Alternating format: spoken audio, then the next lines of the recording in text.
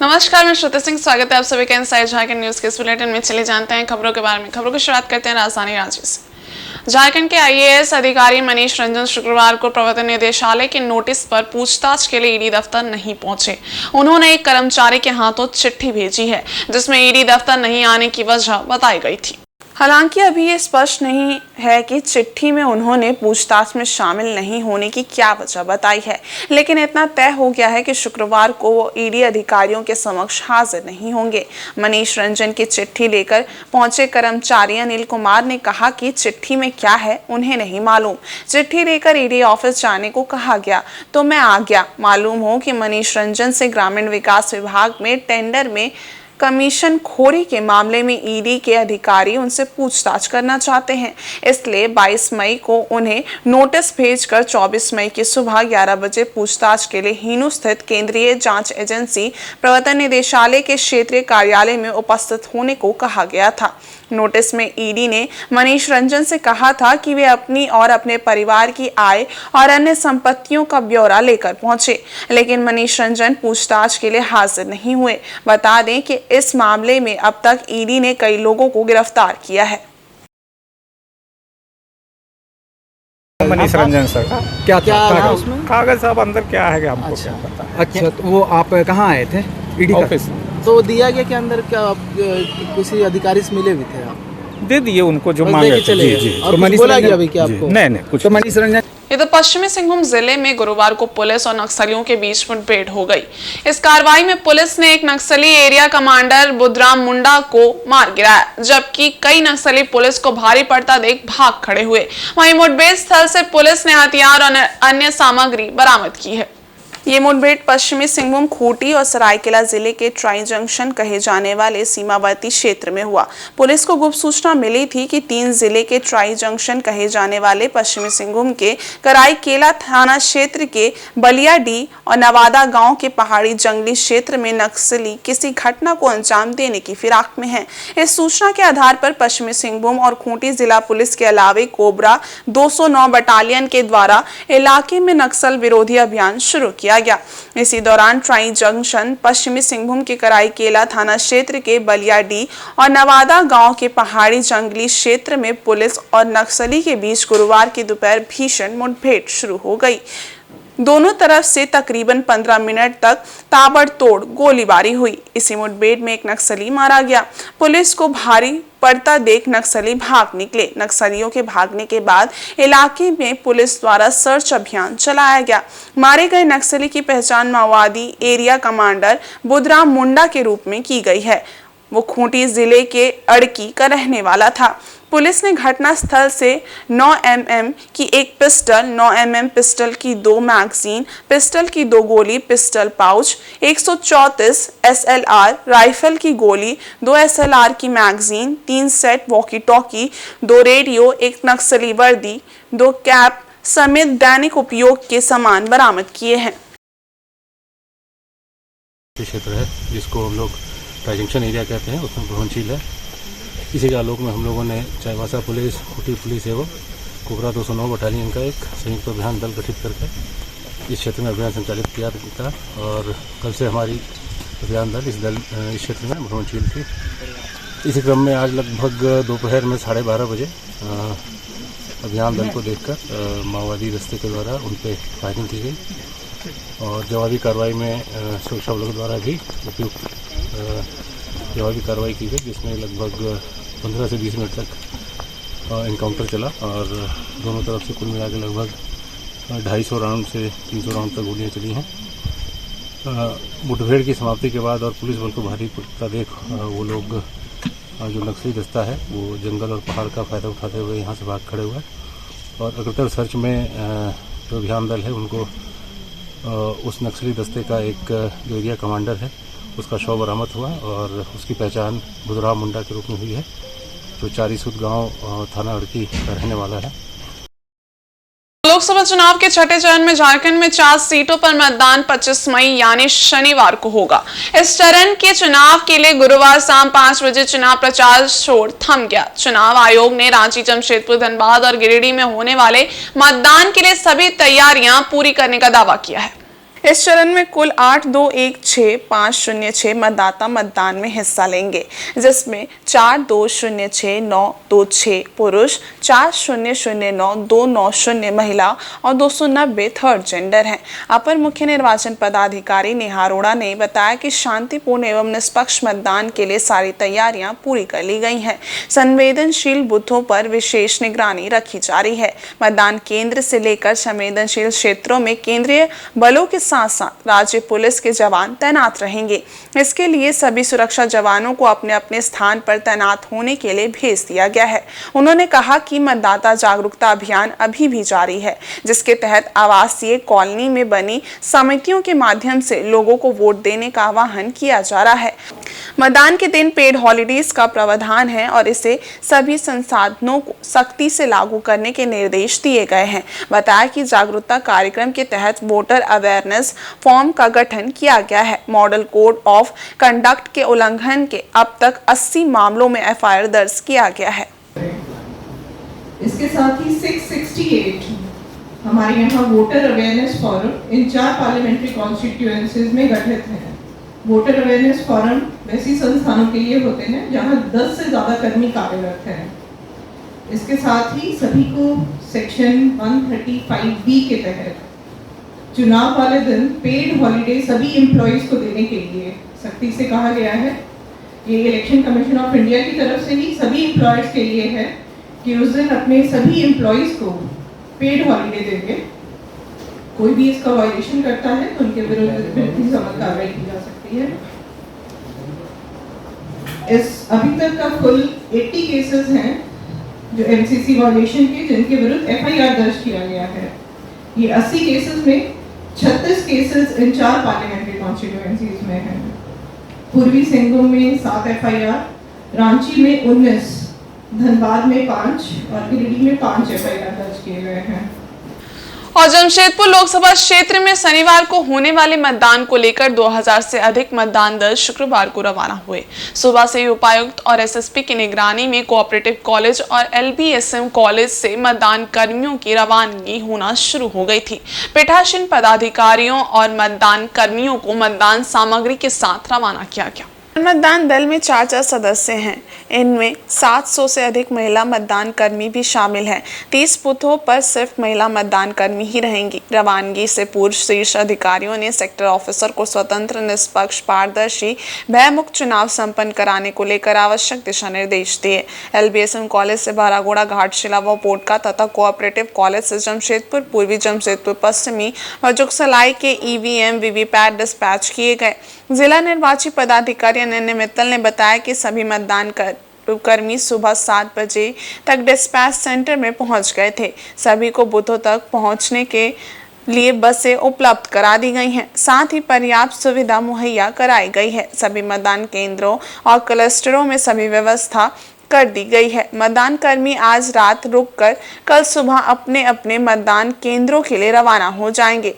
बता दें कि 25 मई को झारखंड के रांची, धनबाद, जमशेदपुर और गिरिडीह सीट के लिए होने वाले वोटिंग में कुल 81,90,000 मतदाता अपने मताधिकार का इस्तेमाल करेंगे। इनमें 2,44,000 फर्स्ट टाइम वोटर हैं। पोलिंग पार्टीज के लिए जो भी डिस्पैच की व्यवस्था करी गई है उसी के जायजे के लिए हम लोग यहाँ पर उपस्थित हैं और सभी हमारे मैक्सिमम पर्सनल अभी 7 बजे तक आ चुके हैं और मटेरियल का अपना मिलान कर रहे हैं और जल्दी ये लोग ईवीएम लेके यहाँ से रवाना होंगे। सभी की बसेस की फैसिलिटी यहाँ पर उपलब्ध करा दी गई है। सभी सेक्टर्स को अपने वाहन उपलब्ध करा दिए गए हैं और पूरा रूट लाइनिंग रूट चार्ट के अकॉर्डिंग क्लियर है, जिसमें वो लोग अपने अपने क्षेत्रों में पहुँचे। अभी तक कोई भी ऐसी नहीं, सभी के लिए शौचालय, पानी की व्यवस्था है और सभी को पर्याप्त सुविधा के साथ और पूरे कंफर्ट के साथ उनको पोलिंग पार्टीज को उनके स्थान तक पहुंचाया जा रहा है। वहीं सरायकेला जिले के कांडरा थाना अंतर्गत अमलगम स्टील कंपनी के सुरक्षा कर्मियों पर एक ट्रक चालक को बंधक बनाकर पिटाई करने का आरोप लगा है। इस मामले में पीड़ित ट्रक चालक ने एक प्राथमिकी दर्ज कराई है। वहीं दूसरी ओर कंपनी प्रबंधन ने चालक पर हेराफेरी करने का आरोप लगाते हुए मामला दर्ज कराया है। ट्रक चालक रंजीत कुमार रावत ने के अनुसार माल लेकर कंपनी पहुंचने पर सुरक्षा कर्मियों ने पिटाई कर दी। साथ ही उसे कंट्रोल रूम में करीब 36 घंटे तक बंधक बनाकर रखा गया। घटना के बाद वह किसी तरह कांडरा थाना पहुंचा और पुलिस को घटना की जानकारी दी। इसके बाद गार्ड इंचार्ज तारकनाथ तिवारी, मृत्युंजय व अन्य के खिलाफ प्राथमिकी दर्ज कराते हुए दोषियों पर कार्रवाई करने की गुहार लगाई। प्राथमिकी के अनुसार चालक 14 मई को नरवेराम पावर एंड स्टील कंपनी बड़बील से आयरन फाइंस लोड कर कांड्रा स्थित अमलगम कंपनी आया था। 19 मई को उसे यार्ड के अंदर माल खाली करने गया था। इस दौरान तारकनाथ तिवारी, मृत्युंजय व अन्य 4-5 ने उसकी पिटाई कर दी। इधर ड्राइवर पर सुरक्षा कर्मियों के साथ मारपीट करने का केस दर्ज कराया गया है। अमलगम कंपनी के गार्ड इंचार्ज तारकनाथ तिवारी ने बताया है कि ट्रक चालक ने बंधक बनाकर मारपीट करने का झूठा मामला इनके विरुद्ध दर्ज कराया है। थाना प्रभारी अंजनी कुमार ने बताया कि दोनों पक्षों की ओर से एफआईआर दर्ज कराई गई है। पुलिस मामले की जांच कर रही है। दोषियों पर कार्रवाई की जाएगी। हमारे कंपनी में काफी दिन से फाइन्स आ रही है और क्वालिटी के तरफ से कंप्लेन आ रहा था। इसी एवज में कंपनी का तरफ से एक अभियान चलाया गया। उसमें कई डिपार्ट के आदमी, उसमें हम भी थे। जांच चल रहा है। जांच के एवज में 2 गाड़ी पकड़ा है जिसमें वो अपना जो आयरन फाइंस लेके आ रहा है वो मिलावट करके लेके आ रहा है। उसी दरमियान 2 गाड़ी जो मिला तो उन लोगों को जब बातचीत पूछताछ किया गया तो पूछताछ में उन लोग कबूल किया है कि मेरे मालिक श्री मोहित अग्रवाल जी के द्वारा चौका थाना अंतर्गत लेके अपना माल में मिक्सिंग करके मैं ला रहा हूँ। ड्राइवर अपना कबूलनामा किया। उसके अलावा क्या किया है कि थाना में मेरे नाम पे दबाव बनाने के लिए एफआईआर दर्ज कराया गया है और झूठे आरोप लगाया गया है, जो कि उसके साथ कोई मारपीट दुर्व्यवहार कोई नहीं किया है। झारखंड के 4 लोकसभा सीट रांची, जमशेदपुर, गिरिडीह और धनबाद के लिए शनिवार को वोट डाले जाएंगे। यहां मतदान सुबह 7 बजे से शुरू होगा। रांची लोकसभा सीट की बात करें तो यहां कुल 27 प्रत्याशी चुनाव मैदान में अपना भाग्य आजमा रहे हैं। रांची के अंतर्गत ईचागढ़, सिल्ली, खिजरी, रांची और हटिया समेत 6 विधानसभा क्षेत्र में वोटिंग के लिए लगभग 2400 मतदान केंद्र बनाए गए हैं। यहां कुल मतदाता 21.88 लाख हैं। पुरुष मतदाताओं की संख्या करीब 11,08,000 है। वहीं महिला मतदाताओं की संख्या 10,80,000 है। इधर शुक्रवार को जिला निर्वाची पदाधिकारी राहुल कुमार ने मोराबादी मैदान स्थित डिस्पैच सेंटर से पोलिंग पार्टियों को रवाना किया। उन्होंने पोलिंग पार्टियों को आवश्यक दिशा निर्देश भी दिए। जिला निर्वाची पदाधिकारी राहुल कुमार सिन्हा और वरीय पुलिस अधीक्षक चंदन कुमार सिन्हा लगातार डिस्पैच सेंटर में पोलिंग पार्टियों की रवानगी के पल पल का जायजा ले रहे थे। तो कृपया आप सभी लोग इमीडिएटली अपने ब्लॉक्स में रिपोर्ट करें और इंस्टॉल लगा के रखें कि सभी सेक्टर ऑफिसर अपने कंसर्न सेक्टर की तरफ, अपने बूथ की तरफ सही तरीके से मूव कर रहे हैं और हर एक बूथों पर, हर एक पोलिंग स्टेशन पे पोलिंग पार्टी को रिसीव करने के लिए, उनका स्वागत करने के लिए बूथ के जो वॉलंटियर्स हैं वहाँ मौजूद हैं। जैसे ही पोलिंग पार्टी अपने बूथ पर पहुंचती है तो उनकी जो तत्काल आवश्यकताएं होती हैं, कहाँ पर कमरे हैं, कहाँ पे शौचालय है, कहाँ पे पीने का पानी, कहाँ पे खाने का एलिमेंट है, इसको बताने के लिए कृपया इंश्योर कर लें कि बूथ वाले वॉलंटियर्स वहाँ पर मौजूद हैं और सभी पोलिंग पार्टी को सुविधाएं उपलब्ध करा दे रहे हैं। इसके बाद देर रात तक आपको ईच एंड एवरी बूथ में जाके मुआयना कर लेना होगा कि सारी व्यवस्थाएं दुरुस्त हैं। अगर कहीं कुछ कमी नजर आती है तो सेक्टर ऑफिसर की जानकारी देते हुए उन सभी बूथों की जो मिनिमम फैसिलिटी है, फैसिलिटी है, उसको आप पूरी तरह से चाक-चौबंद कर देंगे। वहीं इस बार मतदान केंद्रों पर बुजुर्गों और दिव्यांगों को वोट डालने में कई असुविधा का सामना करना नहीं पड़ेगा।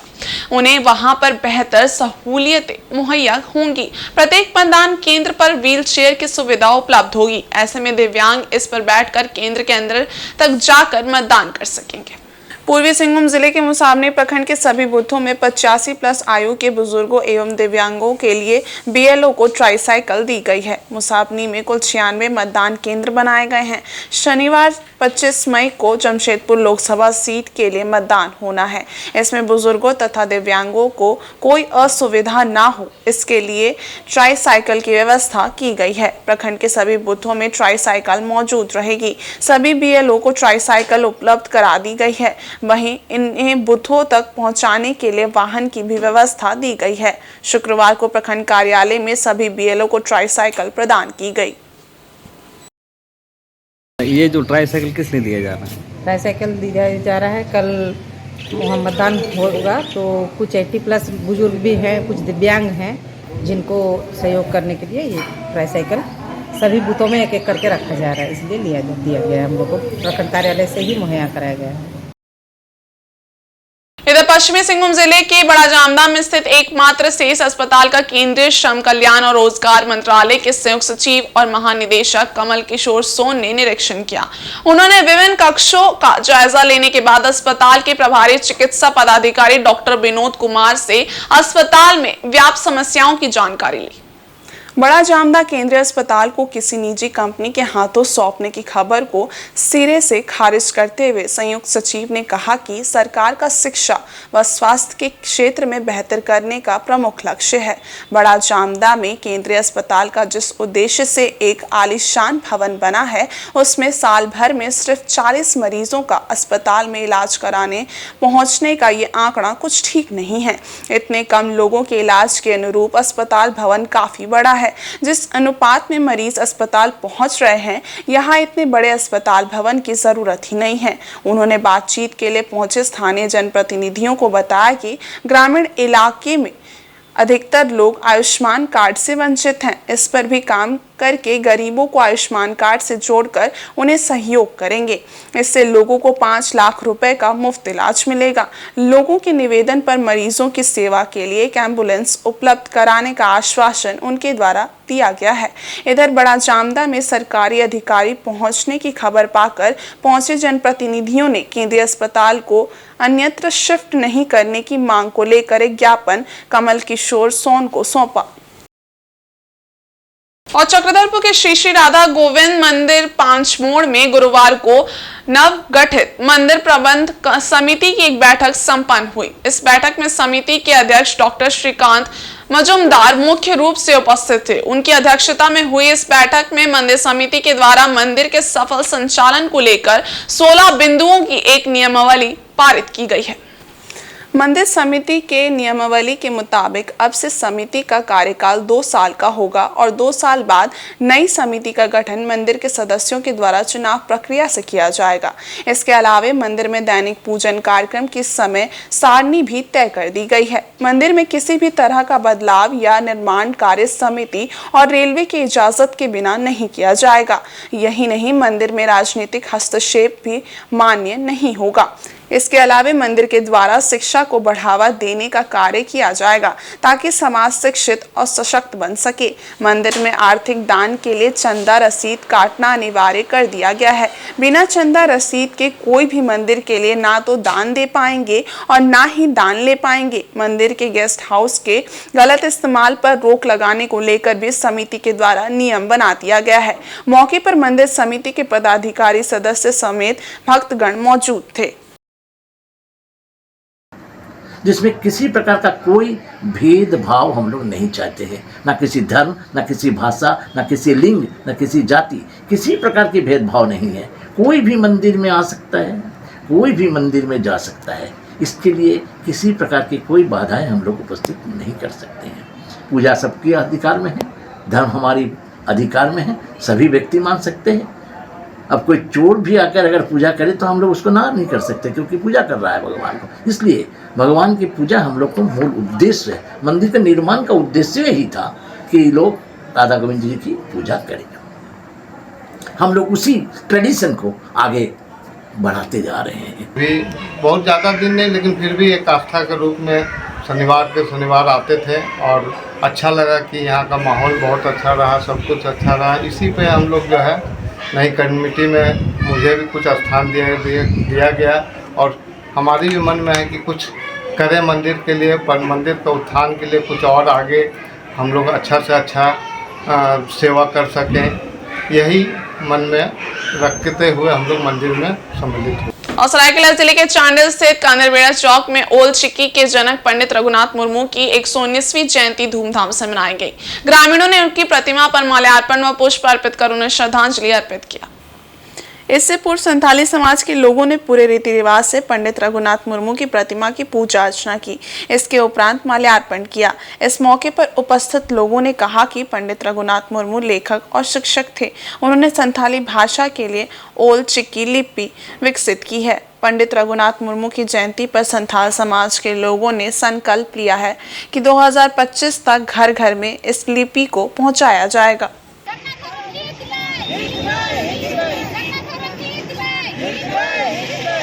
इसलिए हम लोग गुरु गोंके का जन्म जयंती मना रहे हैं और हम लोग का नेहर अखड़ा भी है जहाँ से हम लोग गुरु गोंके को मतलब स्वागत किए।